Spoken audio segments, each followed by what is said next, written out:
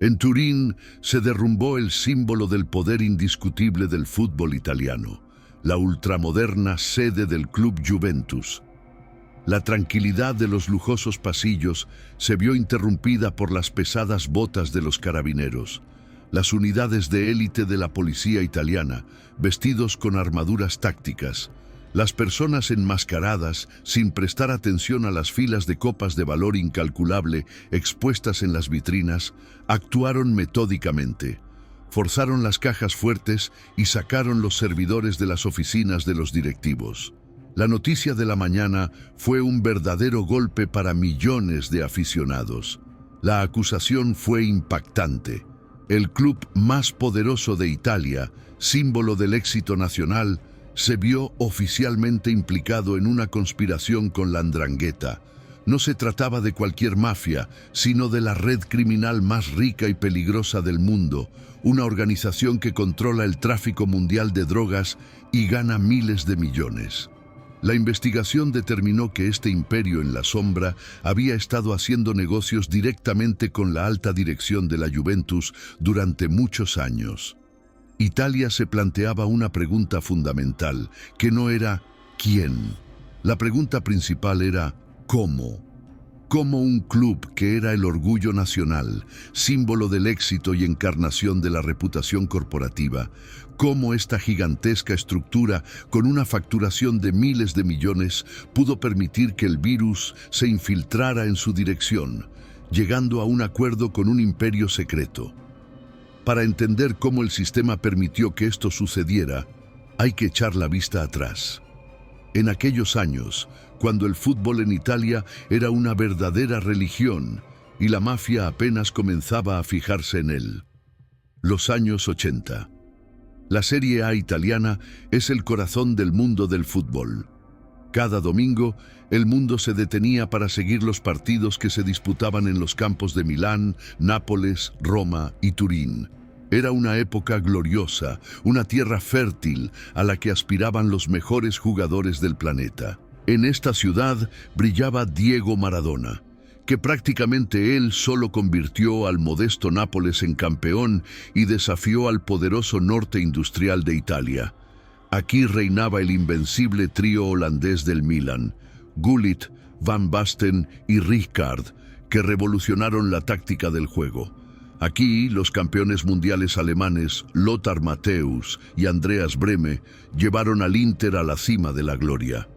El fútbol italiano, o calcio, era algo más que un simple deporte. Era una pasión, una ópera, un espectáculo teatral semanal que se apoderaba de todo el país. Los estadios estaban abarrotados de una multitud ruidosa y las entradas para los partidos se transmitían de mano en mano, de generación en generación. Era un auténtico genio trágico en todo su esplendor, sincero, emocional y absolutamente franco. Por fuera, todo parecía perfecto. Pero a la sombra de ese esplendor, en las gradas calientes y en los estacionamientos polvorientos, germinaban los brotes de la futura tragedia. La primera incursión de la mafia en el fútbol no se produjo en las lujosas oficinas de los presidentes ni en los vestuarios de los árbitros. Comenzó gradualmente, desde la base, desde el asfalto justo a la entrada del estadio. El crimen organizado siempre ha valorado el control del territorio, y un estadio con capacidad para 80.000 personas cada sábado y domingo era un objetivo ideal. Primero comenzó una verdadera guerra por el asfalto. Los aparcacoches ilegales, vinculados a las bandas criminales locales, expulsaban por la fuerza a los trabajadores oficiales, exigiéndoles el doble de la tarifa en efectivo. Más tarde, los vendedores ambulantes corrieron la misma suerte. Sus puestos de bufandas, banderas y bocadillos calientes fueron confiscados o se les exigió el pago de un tributo. Parecía un caso de extorsión habitual, un delito menor callejero que la policía ignoraba, considerándolo parte integrante de la vida cotidiana.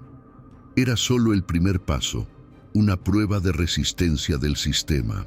Tras apoderarse de los límites exteriores, la mafia dirigió su mirada hacia el interior, hacia las gradas. Ahí era donde se encontraba la verdadera fuente de poder. Los años 90 se caracterizaron por el auge de los ultras, grupos radicales de aficionados que convirtieron las gradas de los estadios de fútbol en auténticos campos de batalla. Las peleas masivas, los incendios y el campo lleno de bengalas se convirtieron en algo habitual. La dirección de los clubes estaba desesperada. La federación imponía multas enormes, los partidos se jugaban a menudo con las gradas vacías y la reputación de los clubes se resentía. En ese momento, la mafia no apareció con una pistola, sino con una sonrisa amistosa. Apareció en el papel de mediador. Los líderes de los clanes, que ya tenían influencia en las calles, encontraron la manera de llegar a los líderes de los ultras y les ofrecieron sus servicios. La conversación fue más o menos así.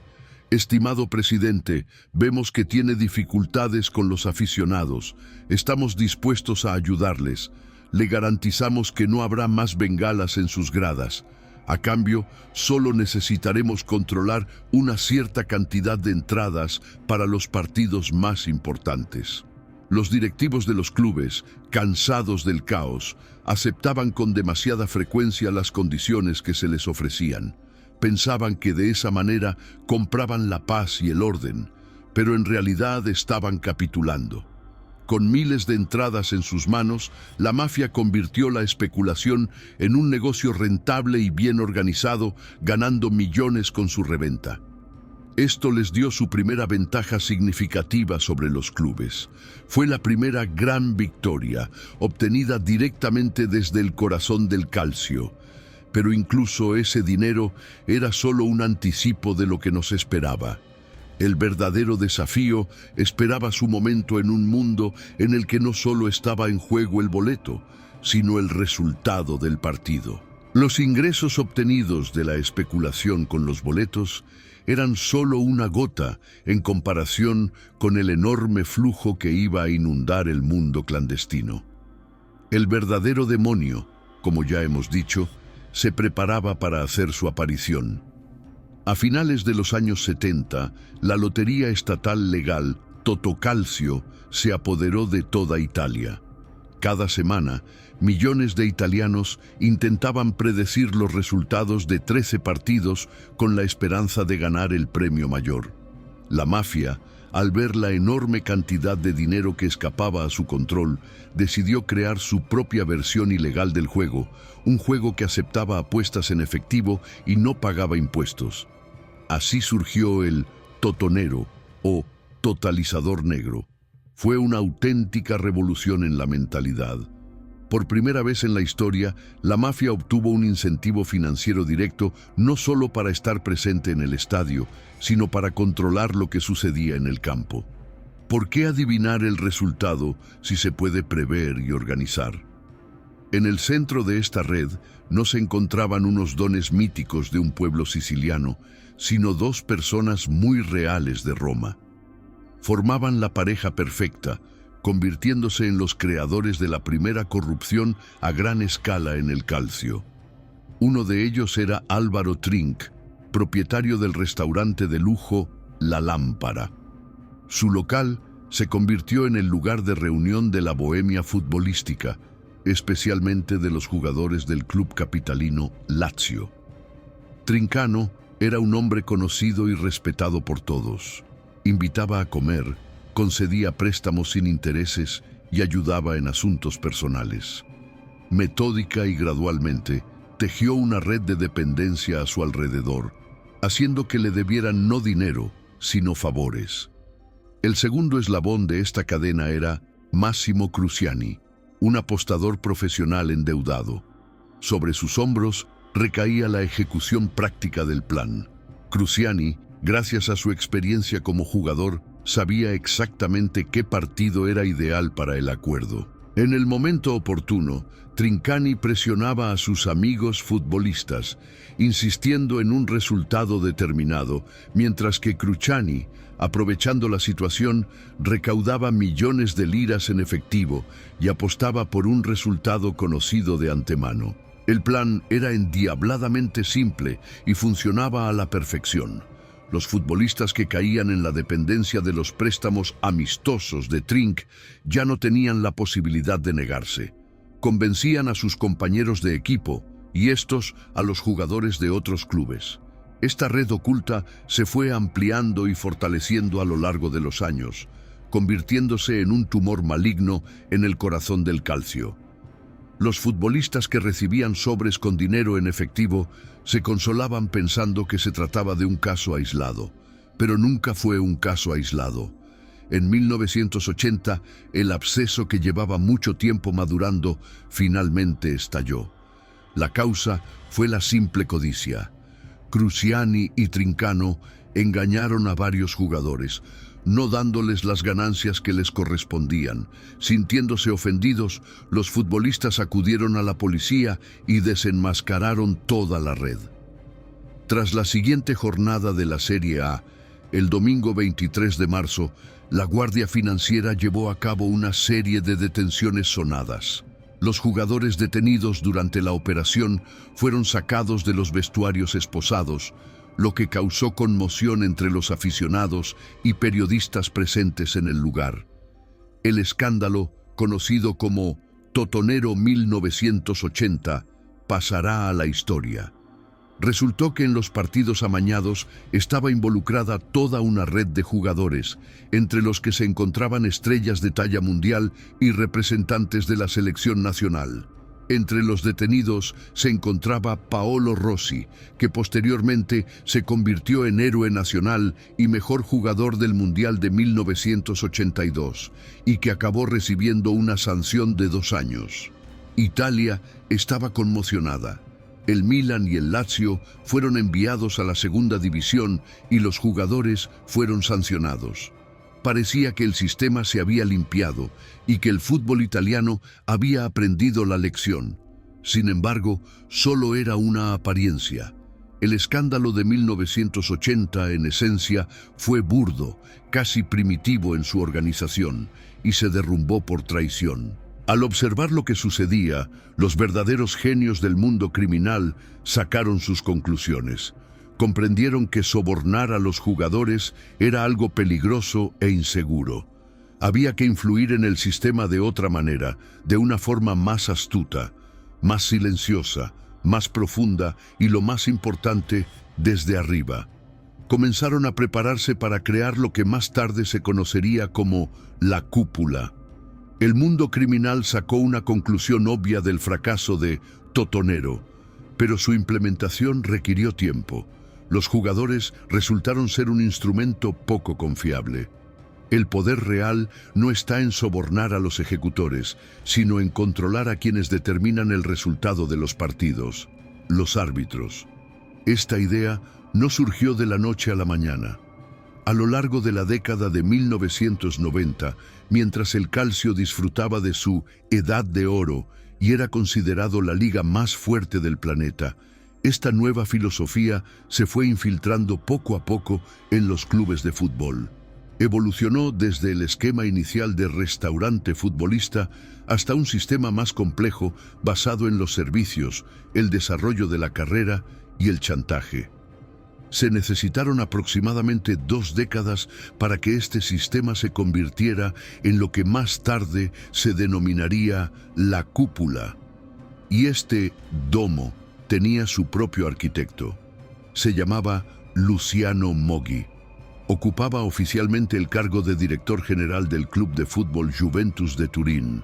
Extraoficialmente se le conocía como Lucky Luciano, un apodo que no surgió por casualidad. Recordaba al famoso mafioso estadounidense y aunque Moggi no era miembro de la Cosa Nostra, él mismo formó y dirigió su propia mafia, aunque fuera futbolística. Los métodos de Moggi eran más sofisticados que los habituales sobres con dinero en el vestuario. se dio cuenta de que no era necesario controlar a los árbitros durante el partido, sino influir en ellos antes del partido. Su objetivo principal no era el árbitro en sí, sino el responsable de designar a los árbitros para los partidos, Paolo Bergamo. Poco antes de 2004, la policía, que investigaba un caso de dopaje, conectó accidentalmente el teléfono de Luciano Moggi a una escucha. Lo que lograron grabar hizo que se olvidaran del dopaje. Eran conversaciones que arrojaban luz sobre la verdadera esencia de la cúpula. Moggi y sus cómplices utilizaban tarjetas SIM extranjeras no registradas, suizas y eslovenas, para realizar las llamadas más importantes y evitar ser rastreados en Italia. Se sentían intocables. En estas conversaciones, Moggi no pedía a Bergamo que designara a los árbitros que necesitaba, sino que los exigía directamente. Las grabaciones reveladas pusieron al descubierto un cínico sistema de recompensas y castigos. El árbitro que tomaba decisiones a favor de la Juventus u otro club del sistema de Moggi recibía altas calificaciones de la prensa, que según se descubrió, Moggi también controlaba a través de sus periodistas, así como designaciones para importantes partidos internacionales. Si un árbitro se atrevía a tomar una decisión en contra de la cúpula, era castigado de inmediato. Se le transfería casualmente a arbitrar partidos de ligas inferiores y su crecimiento profesional se detenía. Era una corrupción perfecta que no se basaba en el dinero, sino en el afán de progresar profesionalmente y en el miedo. Sin embargo, el domo de Moggi no se limitaba solo a los árbitros. Controlaba el mercado de fichajes a través de la agencia de su hijo, obligando a los presidentes de otros clubes a seguir sus instrucciones. Intimidaba a los periodistas, amenazándolos con privarlos de la posibilidad de comunicarse con los jugadores si estos se atrevían a hacer comentarios críticos. Creó una especie de Estado dentro del Estado, en el que la Juventus ocupaba una posición dominante y todos los demás clubes se veían obligados a someterse a su voluntad. En la primavera de 2006, unas semanas antes del inicio del Mundial, estalló un escándalo en Italia. Los periódicos italianos publicaron titulares impactantes y transcripciones completas de conversaciones telefónicas secretas. En todo el país se habló de cómo se ganaban realmente los partidos. El escándalo, denominado Calciopoli, superó en magnitud al Totonero en decenas de veces. Esta vez, las acusaciones no solo afectaron a los jugadores, sino también a los máximos dirigentes del fútbol italiano, los directivos del Juventus, el Milan, el Lazio y la Fiorentina. La justicia fue rápida y ostentosamente cruel. Fue un verdadero primer clímax, un falso apogeo en el que el mal parecía haber sido derrotado definitivamente. El buque insignia de la liga, la Juventus, perdió sus 2 últimos títulos de liga y fue relegado humillantemente a la segunda división, la Serie B. Otros grandes clubes implicados en el escándalo recibieron multas colosales y perdieron puntos. Luciano Moggi fue sancionado con la prohibición de participar en el fútbol de por vida. Italia se regocijó. El mundo aplaudió. Parecía que la justicia había triunfado y que el Calcio se había librado por fin de la vergüenza, pero todo eso resultó ser solo una ilusión. Aunque eliminaron la cúpula de Moggi, la verdadera mafia no fue derrotada. Mientras toda Italia seguía el sonado juicio contra los dirigentes futbolísticos, en el sur del país, en Calabria, la organización criminal más poderosa y violenta del mundo, la 'Ndrangheta, observaba en silencio. Vio cómo la Juventus, tras perder su cupola, se debilitaba y se volvía vulnerable a los ataques, y se preparó para aprovechar esta oportunidad para ocupar el lugar que había quedado libre en la cima. Este golpe se diferenciaba de las habituales intrigas entre bastidores de Moggi. Era más directo, atrevido y cruel. La 'Ndrangheta actuó de otra manera. No buscaba llegar a un acuerdo con el sistema existente, sino que ansiaba convertirse en el sistema. La acción volvió a trasladarse a Turín, pero la razón no fue el declive de la Juventus, sino su renacimiento. Tras regresar de la Serie B, tras un vergonzoso descenso, el club estaba ansioso por recuperar su gloria. Bajo la dirección del nuevo presidente, el joven y ambicioso Andrea Agnelli, descendiente de la famosa familia fundadora, la Juventus construyó un nuevo estadio ultramoderno. Este estadio fue concebido como un símbolo de renovación, pero se convirtió en un punto débil. El club ya no podía tolerar el caos que reinaba entre los ultras en el antiguo estadio. Insultos racistas, bengalas, peleas. Todo ello acarreaba multas millonarias y afectaba negativamente a la nueva imagen del club. Agnelli insistió en el orden. En ese momento, la 'Ndrangheta, ya profundamente arraigada en Piamonte, dio su paso. En lugar de chantajear, le ofreció a Agnelli una solución. El mecanismo era sorprendentemente simple en su genialidad. Los clanes calabreses comenzaron a tomar el control de los grupos de aficionados existentes del Juventus. En lugar de crear los suyos propios, se infiltraron en los ya existentes, como Gli Amici o I Vichinghi, y expulsaron por la fuerza a los antiguos líderes. Rocco Dominello pasó a dirigir uno de los grupos más influyentes. No era solo un ferviente aficionado, sino también el hijo del jefe de uno de los clanes de la 'Ndrangheta. La mafia ahora tenía influencia. A través de Dominello, se dirigieron a la dirección del Juventus con una propuesta muy sencilla. Quieren silencio en las gradas. Quieren evitar multas y pancartas racistas. Nosotros nos encargamos.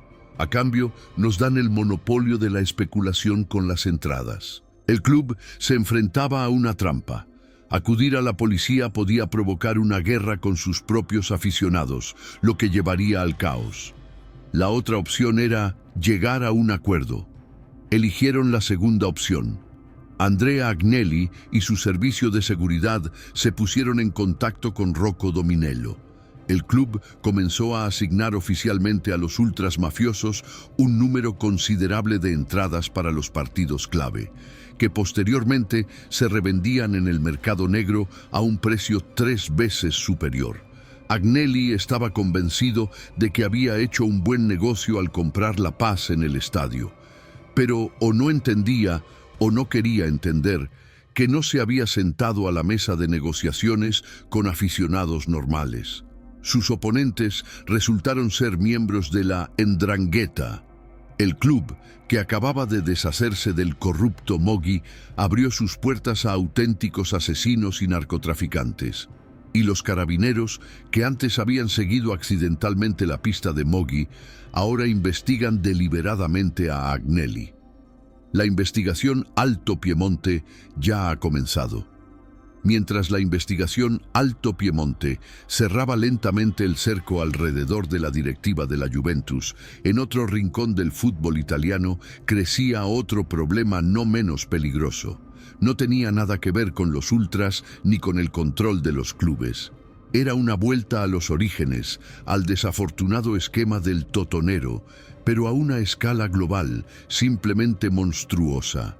En 2011 estalló un nuevo escándalo, denominado calcioscándalo, que se traduce como apuestas de fútbol. Si el Calciopoli representaba una corrupción elitista, en la que Moggi manipulaba a los árbitros, el calcioscándalo se extendió como una epidemia que afectó a las ligas inferiores, la Serie B y la Serie C. En estas ligas, los jugadores recibían salarios modestos, por lo que la tentación de ganar dinero fácil era mucho mayor. La mecánica era extremadamente cínica. Al sindicato le daba igual quién fuera el ganador final. Lo que les interesaba era un resultado concreto acordado de antemano. A los jugadores no solo se les pedía que perdieran, sino que aseguraran un resultado determinado. Por ejemplo, un empate 2-2 al descanso o un total de más de 3,5 goles en el partido. En el centro de este esquema ya no estaban los mafiosos italianos, sino los sindicatos internacionales de apuestas, principalmente de Singapur y los países de la península balcánica. Para infiltrarse en los vestidores utilizaban intermediarios locales, a menudo exfutbolistas. Krystian Ilievski, un capo macedonio, líder de la llamada banda gitana, era uno de los principales reclutadores. Los futbolistas que no aceptaban ceder los partidos se enfrentaban a violentas represalias. Ya no se trataba simplemente de insinuaciones de mala prensa, como en la época de Moggi. Eran amenazas directas de represalias físicas, incendios de coches y palizas. Para garantizar el resultado deseado por el sindicato, el futbolista Andrea Masiello se vio obligado a marcar un gol en contra en uno de los partidos clave. La investigación Calcioscomese demostró que la corrupción en el calcio había penetrado en todos los niveles. Mientras la 'Ndrangheta consolidaba su influencia en la cima, la dirección de la Juventus y los sindicatos internacionales socavaban los cimientos del fútbol en las ligas inferiores. El sistema judicial detuvo a más de 100 personas, entre ellas jugadores en activo de la Serie A, pero ya no pudo detener un proceso irreversible. El fútbol italiano estaba mortalmente enfermo. En 2017, ambos abscesos se abrieron al mismo tiempo. Italia se vio envuelta en una ola de arrestos en el marco del caso Calciopoli, cuando los futbolistas confesaron uno tras otro haber amañado partidos. Sin embargo, el golpe más duro a la reputación del calcio lo recibió Turín. La investigación del caso Alto Piemonte entra en una nueva fase. Se presentaron pruebas impactantes al fiscal, grabaciones de audio de reuniones, información sobre la transferencia de entradas y fotografías. Andrea Agnelli, descendiente de la famosa familia italiana de industriales, encarnación del renacimiento de la Juventus, recibió una orden oficial para comparecer ante el tribunal y prestar declaración. La tensión en la sala del tribunal alcanzó su punto álgido. Agnelli parecía desconcertado. No negó haberse reunido con Rocco Dominello, pero intentó con desesperada energía presentar esas reuniones como un trabajo habitual con los aficionados, necesario para mantener el orden en el estadio. Insistió en que no sabía quién era realmente Dominello. En ese momento, el fiscal presentó su argumento decisivo. Presentó al tribunal pruebas que demostraban que el servicio de seguridad del club había advertido repetidamente a Agnelli de que Rocco Dominello no era un simple ultra, sino el hijo de un influyente jefe de la 'Ndrangheta, y que todo el grupo Amigos funcionaba como una célula mafiosa.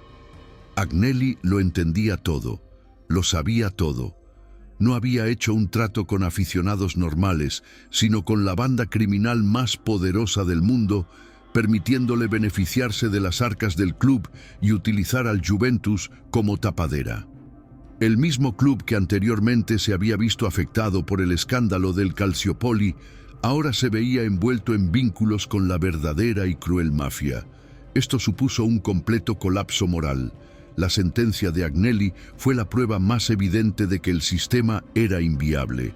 Luciano Moggi fue sancionado con la inhabilitación de por vida para ejercer cualquier actividad relacionada con el fútbol por fraude deportivo e intento de influir en los árbitros. Rocco Dominello, miembro de la mafia, fue condenado a casi 8 años de prisión.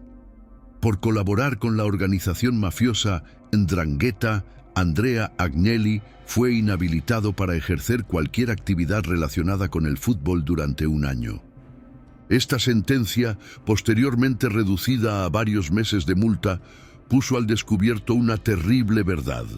El sistema estaba dispuesto a castigar públicamente al corruptor Moggi, pero se vio paralizado por el miedo a la mafia real.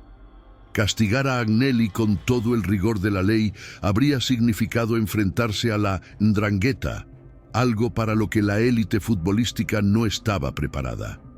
Fue un final trágico. La mafia salió victoriosa.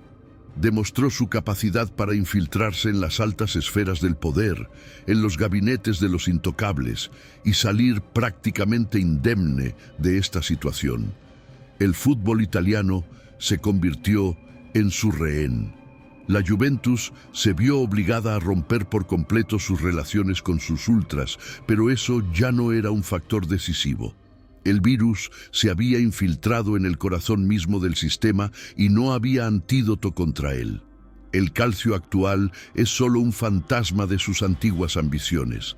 La liga, que en su día fue el corazón del mundo del fútbol, se ha convertido en un torneo provincial, incapaz de retener a sus estrellas.